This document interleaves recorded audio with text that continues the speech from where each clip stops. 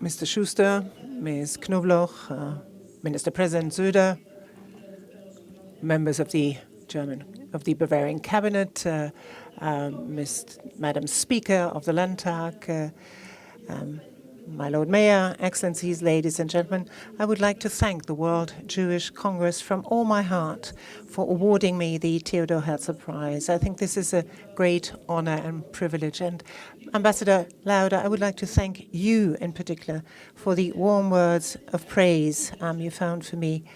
Words of praise and of appreciation, but also words of concern and warning. When Theodor Herzl, at the end of the 19th century, wrote his book, The Jewish State, he dreamt of a safe home for the Jews of this world in the face of widespread anti-Semitism. But in spite of all discrimination and persecution, at the time Herzl could not anticipate, even in his worst nightmares, what would happen 3 decades later. The break with civilization that was the Shoah perpetrated by Germany during the National Socialist era. This crime against humanity, or as the Auschwitz survivor and long-term president of the Central Council of Jews in Germany, Heinz Galinski, once called it, this crime against humankind amounted to a breach of all rules of civilized conduct. I am therefore humbled that today, as German Chancellor, so in a way, on behalf of our country, I receive the Theodor Herzl Prize. I see this award as a sign of trust of the Jewish communities all over the world and the World Jewish Congress in Germany. And I cannot be grateful enough for the trust that you place in me, because it is and does not remain a matter of course.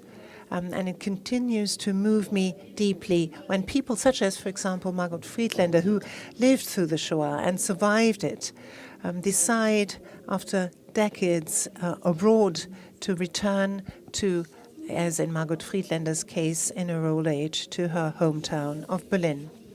Today, 75 years almost after the end of the Holocaust, the Jewish communities in Germany again number 100,000 members. And the Jewish community of Munich and Upper Bavaria, whose guests we are today, is one of the largest Jewish communities in Germany.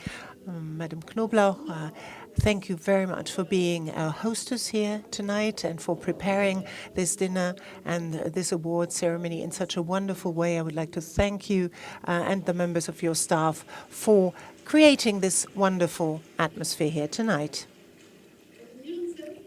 Here, in this center, one can see for oneself how vibrant and diverse Jewish life in our country is, as I've done in the past. Rabbis, both female and male, are ordained in Germany. Jewish kindergartens and educational facilities are founded. Synagogues are rebuilt. Jewish life, its culture and its history are part of Germany's identity. Jewish life and Jewish culture must be supported. And this is why the federal government has increased funding for a number of building projects. For example, we participate in the funding of several synagogues, among them the new synagogue in Dessau. Jewish life in Germany needs to be protected. It needs to be promoted. Unfortunately, it is part of a sad truth that we need to underline how important the protection of Jewish life is. And we know this not only since the attack on the synagogue in Halle on the 9th of October on Yom Kippur that has hurt our society to the core. We are deeply ashamed of this abominable crime. That Jewish people continue to be exposed to threats in Germany in the year 2019 clearly shows that we must never relent, that we must continue to defend the values, the basic values of our society, and see to it that they're respected in our daily life. It is 5 years ago, a little over 5 years ago, that we met because of anti-Semitic incidences that preceded this event in September 2014 at the Brandenburg Gate to a mass demonstration. Get up, never again, hatred against Jews. That was the motto at the time. And I very much hope, or I would like to be able to say that this appeal has borne lasting fruit, but unfortunately I cannot do so. Anti-Semitism continues to rear its ugly head in Germany, and particularly the most recent events, and not only the attack in Halle, must fill all of us with deep concern. According to a poll taken by the European Union Agency for Fundamental Rights, 89% of the Jews asked by the agency have actually testified to a rise of anti-Semitism in Germany. The number of anti-Semitic offences in last year alone has increased by almost 20%. Anti-Semitic statements are voiced more open and with less and less inhibition every day, also and in particular on the internet. These developments are deeply troubling. They are directed against Jewish people in our country, but certainly not only against them, because they are directed against all of us, against Jews, non-Jews, against everything that keeps and holds our country together, against our values and our freedoms. They attack the core, the very core of our coexistence, because they are an expression of an attitude that is deeply hostile against democracy. Whoever infringes upon the Article 1 of our basic law and the human dignity enshrined therein will infringe upon our peaceful and thriving coexistence. The dignity of each and every individual is inviolable. This solemn vow in the first article of our basic law is a commitment binding each and everyone in our country, irrespective of faith, of color, of skin, of origin, of gender, of sexual orientation. And it is all the more devastating when we have to acknowledge that the promise of our state to protect the Jews in Germany is not always fulfilled, and that instead, for example, only a reinforced wooden door of a synagogue can protect the faithful gathered in a house of God against a massacre. We must never accept a situation where in Germany people have to be afraid because of their faith, because of their religion, because of where they come from. We have to do everything we can so as to ensure that Jews in Germany can live in freedom and in security. Anti-Semitism, incidentally, just as any form of racism, shows itself not in acts of violence first, but it appears much earlier in much more subtle ways. We must not only wake up once these words turn into deeds, we must act much earlier. Ladies and gentlemen, only a few days, we remember on the 9th of November a fateful day in German history, a day both happy and horrifying. On the 18th anniversary of the Reichspogromnacht, I was allowed to address the congregation on the occasion of the central commemoration last year in the synagogue in Riegerstraße in Berlin. And I'd like to reiterate a thought that was important to me then and is important to me now. And it deals with the fact that we people tend to concentrate on important memorial days, such as the 9th of November, only our remembrance on this very day, and overlook that generally round such days are not one-off events, but rather a part of a process. The 9th of November 1938 was not a standalone event either. We all know what happened afterwards, but there was a chain of events preceding it. There had been hatred against the Jews in Europe ever since the Middle Ages, at first basically for religious ages. In the 19th century, where due to the Industrial Revolution, social issues became more and more pressing and the secular nation-states gained in importance, as it was called, racially motivated anti-Semitism came into existence. All of this led to catastrophe, to the break with civilization that was the Shoah. I am deeply convinced that we can only draw the right conclusions from the horrors of the past for us today and for future generations if we understand the November pogroms of 1938 as part of a process leading to the horrific after of the Shoah. But it was also preceded by a before. This before was characterized by turning a blind eye, keeping silent, showing indifference, and joining the bandwagon, essentially. This was true for a vast majority of the German people. Today, ladies and gentlemen, again, we live in times of profound technological and global change. In such times, the danger is particularly great that those will be more popular who have seemingly simple answers to the difficulties and consequences of these upheavals. Answers that far too often go hand in hand with a coarsening of the language on the street, but also on the internet. And this is a beginning that we need to resolutely stand up against. We, that means first and foremost our state. And I say this clearly as Chancellor of this country. Politicians and the state in general have to protect their citizens by all possible means that the rule of law allows us. Our state that is governed by the rule of law must not accept that people are verbally abused, that they are threatened, that they are harassed when they show themselves to be Jews. The state must not accept that stones are thrown at a Jewish mother and her children. It must not accept that the security personnel of the synagogue in Oranienburger Straße in Berlin is attacked. And this is why it's so important that the federal government, the day after tomorrow, will adopt its package of measures on combating right-wing extremism and hate crimes.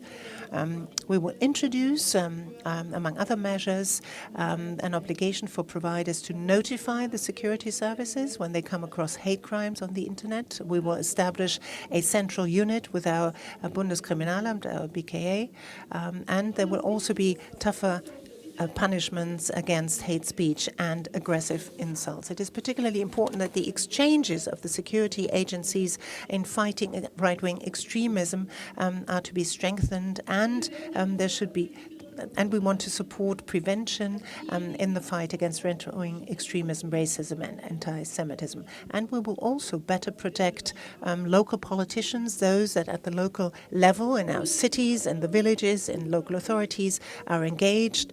We will try to better protect them. We will adapt the penal code accordingly. With these measures, we are going to try to put every effort into preventing words becoming deeds. What works already will be enhanced, and where we have gaps, we will adopt new measures. At the beginning of the legislative period, in May 2018, we created the Office of Commissioner of the Federal Republic for Jewish Life in Germany and the fight against anti-Semitism. The Commissioner coordinates the various measures on combating anti-Semitism and therefore also contributes to work on this package of measures to combat right-wing extremism and hate crimes.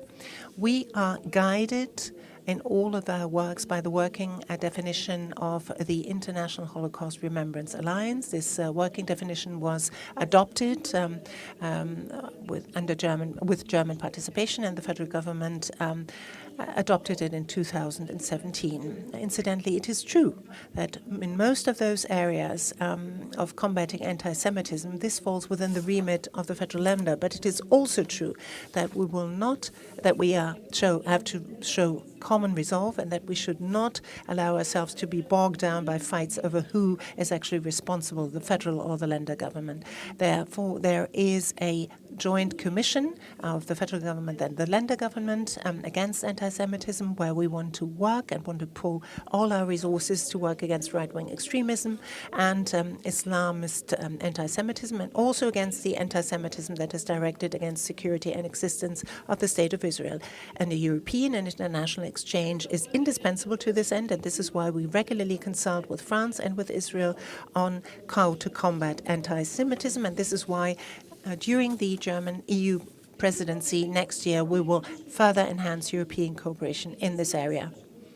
This is also important because our Jewish communities are very much concerned about the anti-Semitism that is motivated by Islamist tendencies of those people who have sought refuge, those people of Muslim faith who have sought refuge here in our country. And I think it is good that we have the civil society at our side as strong and engaged partners, for example, organizations that promote Jewish-Muslim dialogue, the Kreuzberg Initiative Against Anti-Semitism that works on educational projects, and also the memorial sites that have specific offers on flight and migration.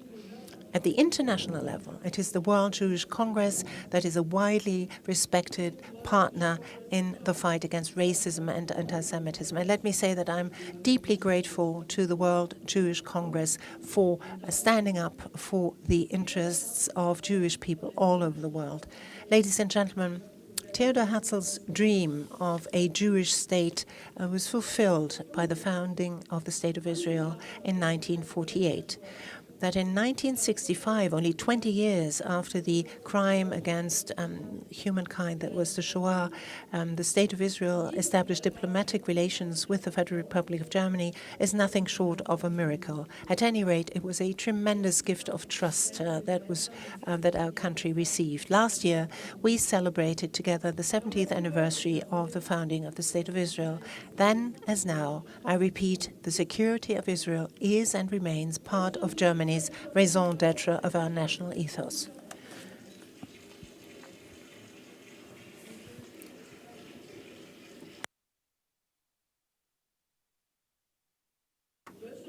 Germany and Israel are linked by many economic, scientific and personal relations and ties. We are delighted to see a vibrant exchange of our young people, of schools and youth in general.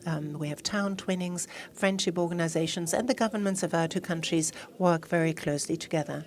This also encompasses the fact that the federal government, in spite of all setbacks, continues to work and stand by a two-state solution with Israel as a Jewish democratic state in good neighborhood with a viable Palestinian state. Ladies and gentlemen, looking ahead, believing in a vision, trying to let this vision become reality, working for a good future, in the firm conviction and courage and creativity that Theodor Herzl showed. That is what we need to work for. So the prize that you awarded me today and that carries his name is, to me, a commitment. I shall never be satisfied with what I have achieved. I shall continue to work together with our partners for a good future for all of us. The recognition that the World Jewish Congress has shown me by awarding me the Theodor Herzl Prize is something I would like to give back to all people in Germany who have worked tirelessly for exchange and understanding against anti-Semitism and against marginalization. I would like to encourage all of you and all of them to continue to work for the diversity and security of Jewish life in Germany, and let me assure you I will continue to do my contribution to this. Thank you very much.